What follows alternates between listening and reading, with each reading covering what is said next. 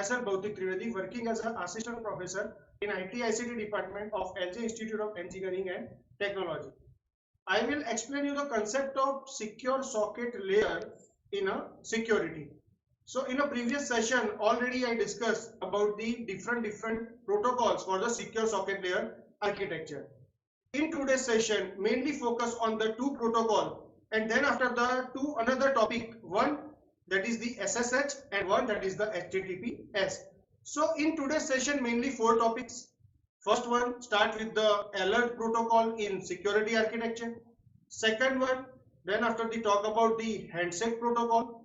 After that talk about the HTTPS, and then after the talk about the SSH. So let's start with the concept of the secure socket layer part 2. So here you just see, let's start with the concept of first of all alert protocol. In previous session already I discussed the two protocol, that is the protocol number 3. In this particular protocol, why we use the alert protocol in SSL architecture. So here you just see alert protocol. So alert means what? That is generally used for the convey purpose. So alert protocol is used to convey SSL related alerts to the peer entity. So whatever the peer entities that can be the part of that, with the main concept, which kind of alert that's the part of that. So here you just see which kind of message that's the part of the alert protocol. Each and every alert protocol value, that's the most important one. So let's start with the first one. So here I directly demonstrate one table for the alert protocol. This particular table consists of 3 columns. First one, that is the value. Second one, that is the description, and third one, that is the meaning. So whenever you assign the value as a 0, so what is the meaning of that? So the meaning is that, the description is that close the notify. So what's the meaning of that? So it directly will not send any more messages. So notification close, that's the part of the value 0. After that, if I set the value 10, so what is the meaning of that? So the meaning is that is the unexpected message. After that 20, so what is the meaning of 20? Bad record MAC. What is the meaning of that? Means incorrect MAC is there.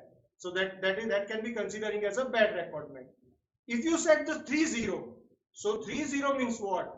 So 30 means the failure, but which failure? Decompression failure. So that is known as a value 30. Then after the 40 means what? Failure, but which kind of failure? Handshake failure. So handshake failure category, that can be treated as a 40 value. After that 41, 42, 43, that is totally based on concept of certificate in security. Means 41 value is there, means no certificate. 42 value is there, means bad certificate.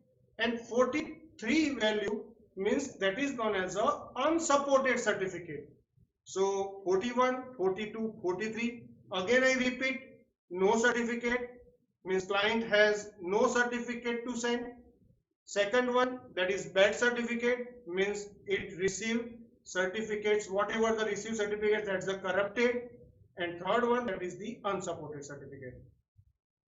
44, 45, 46, that is totally based on certificate, but 44 that is under the category certificate revoke. Certificate revoke. What is the meaning of that? Whatever the signer has revoked the certificate, after that certificate expire. 45 means certificate expire, and 46 means certificate unknown. So again here this particular certificate category is divided into 3 parts. One, that is the certificate revoke. Second one, certificate expire. Third one, certificate unknown. And the last one, 47, that can be considering as a illegal parameter. So here whatever I discuss, that's the part of the alert protocol in SSL architecture.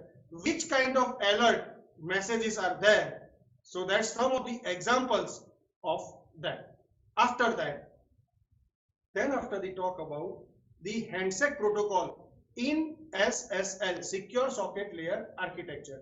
So here you just see, whenever you talk about the SSL architecture, whenever you talk about the handshake protocol in SSL architecture, that is generally divided into 4 phases: phase 1, phase 2, phase 3, phase 4.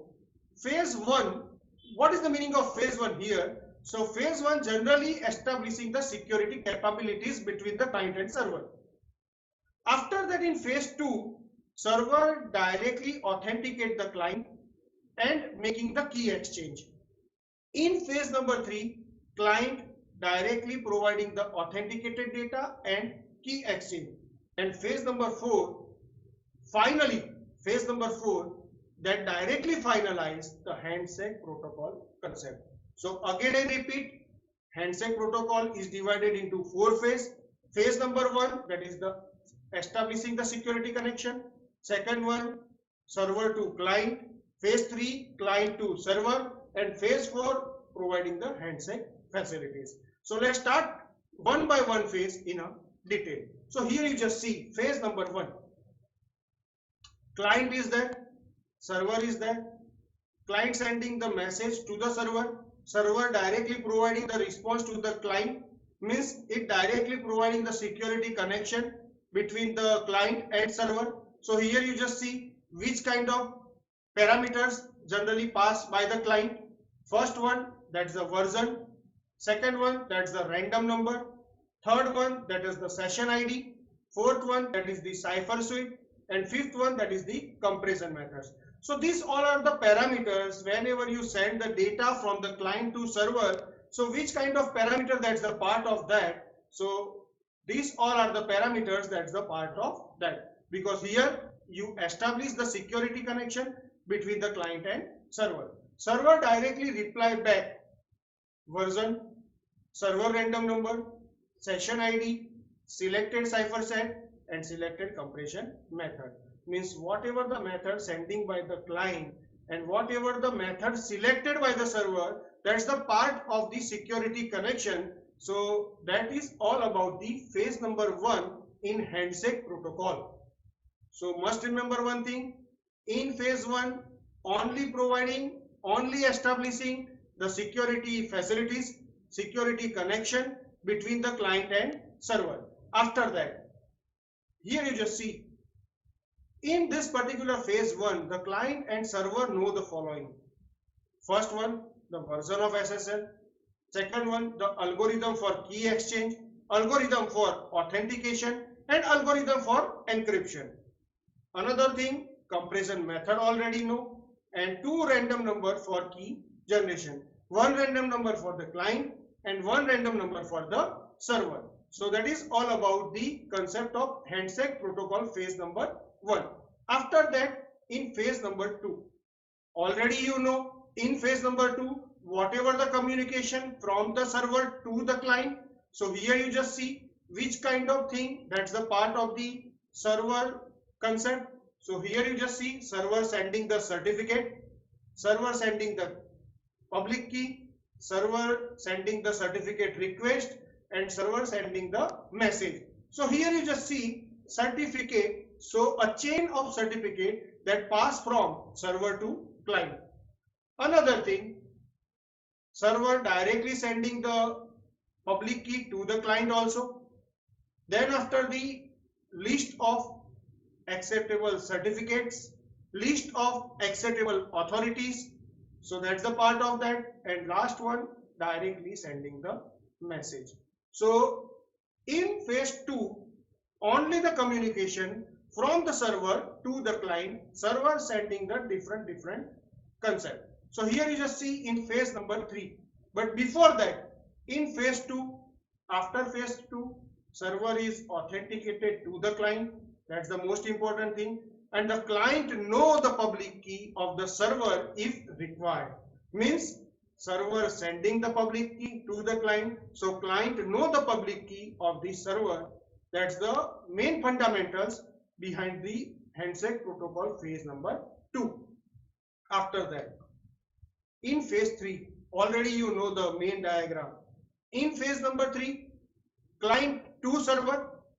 So client sending the chain of certificate to the server, client sending the public key to the server, and finally whatever the certificate, here it directly sending the certificate, so it directly sending the hash code to prove the certificate. So that is known as a one kind of verification of the certificate at the server side. So up to this, first of all, in phase number 1, establishing the security connection, establishing the security capabilities. In phase number 2, from the server to the client, sending the different parameter. In phase number 3, client to server, sending the different parameter. And here you just see the phase number 4. That is the most important thing. The main key exchange.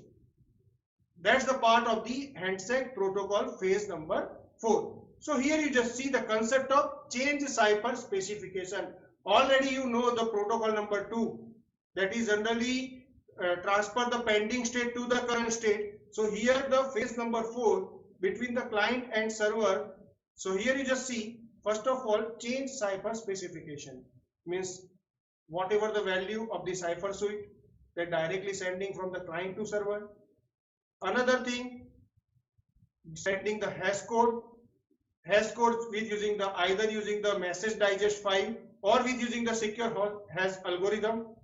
After that, from the server to the client, again the same thing, and again MD5 hash plus SHA hash. So directly comparing the hash code. So that's all about the concept of the handshake protocol 1, handshake protocol 2, handshake protocol 3, and handshake protocol 4. So here you just see one diagram. Already I discussed one by one. Here the diagram. So already you know in phase number 1, you directly providing the security capabilities between the client and server. In phase number 2, already you know from the server to the client you sending the different parameter. In phase number 3, you sending the request from the client to server, and in phase number 4, mainly providing the key exchange between client and server. So that's all about the concept of SSL handshake protocol. Must remember one thing, SSL architecture, that's the most important question for the exam. In this, mainly 4 protocol, and this particular question asked in a 7 mark also. After that, 2 topics remaining in today's session. One that is known as a HTTPS, and second one that is known as a SSH. So wherever I talk about the HTTPS, because all of you know the concept of HTTP. HTTP, that's the part of the, that's the one protocol, that's the part of the application layer. So here HTTPS means HTTP over SSL, that directly refer to the combination of HTTP and SSL. So that generally, that is also known as HTTP secure. So that implement the secure communication between a web browser and web server.